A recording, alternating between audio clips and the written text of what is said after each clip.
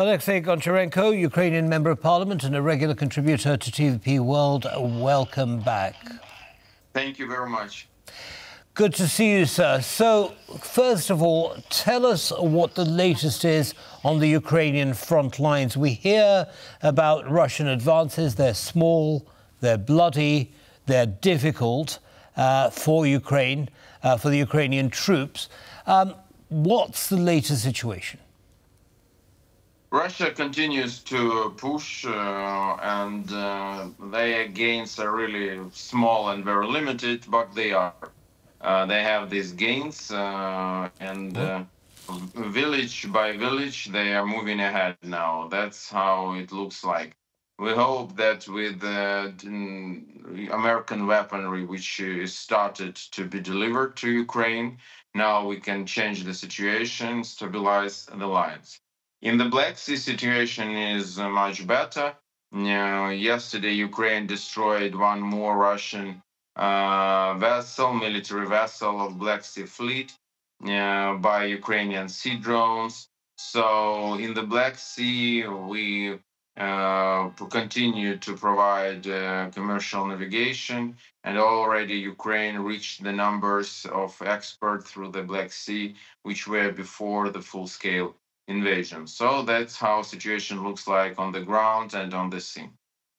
Now, with the recent visit of the Ukraine's commander-in-chief to the front line, what message is being sent to both Ukrainian forces and also the international community? The message is clear. Ukraine is fighting, we will fight, but we need support, we need weaponry, we need ammunition, and that is very important. And not just from the United States, because like United States made their step, and now it's time for European countries to make their steps, because just like American, this package, $61 billion, in this package, military support to Ukraine, direct military support, is $28 billion. 28, it's not 61, it's 28, and even part of this 28 is that for contracts which will be fulfilled up to 2029. So you can imagine, so it's like 5 years ahead. And Russian military budget is $113 billion just for this 1 year. Yeah, and last year, and unfortunately it looks like in next year, they have possibility with cooperation with China and India, with selling their oil, with sanctions which work not very well. So they have a war chest to finance this war, and numbers they have are much bigger than what has Ukraine, even with the recent decision of the United States. So it's time for our allies to step in. Indeed. Of course, Britain has done just that with offering long-range missiles and saying that they have no objection to targeting military resources in Russia. Also, France has offered to send 100 Foreign Legion troops. What can you share with us about those two things? First of all, thanks to the United Kingdom, really Britain is a big friend and supporter and very valuable. And yes, they were the first to provide Ukraine with the long-range missiles, and they are very useful on the front line. And recent and now like words of Minister of Foreign Affairs Cameron saying that yes, Ukraine can use the British weaponry as it needs to.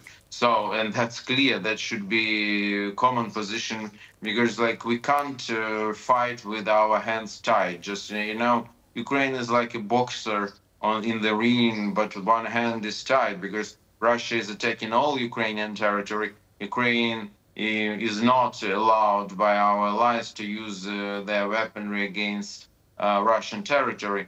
Finally, we see that it changes. We have words of Latvia. We have now words of the United Kingdom that Ukraine can use the weaponry in the way we will decide, and that's the only right way. Speaking about French and President Macron's ideas about troops and boots on the ground in Ukraine, I support it 100%. That's the right decision to make. At first, these troops can be used to train Ukrainian forces, because now it's a very complicated process when new Ukrainian forces are sent to Europe to train there. But it will be much quicker and better to do it in Ukraine, on the ground, also demining, also air defense. Also, for example, Ukrainian-Belarusian border, where unfortunately, we should now keep quite big forces to protect this border.